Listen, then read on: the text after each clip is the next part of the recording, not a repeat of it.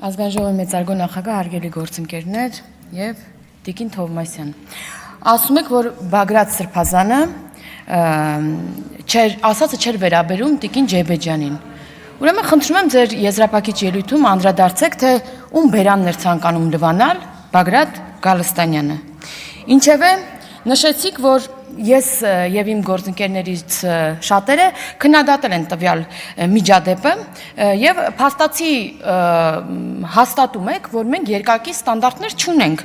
Այսինքն մի դեպքի վերաբերյալ տարբեր մոտեցումներ չունենք եւ այդ մեր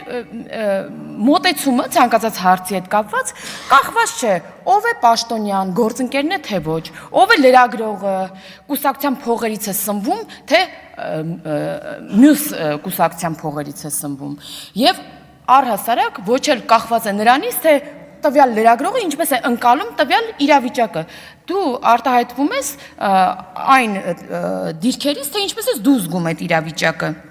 Ինչևէ, ուզում եմ եւս մեկ անգամ նշել, որ մենք լրագրողի նկատմամբ ցանկացած անարգալից վերաբերմունք անընդունելի ենք համարում ու կարևորում ենք քաղաքական մշակույթի բարձր մակարդակը։ Ես նաեւ լսել եմ Տիկին Ջեբեջյանի արձագանքը, որ ասում էր ես տղա ունեմ, ինձ հաճելի չի նման իրավիճակում հայտնվելը եւ այլն, ու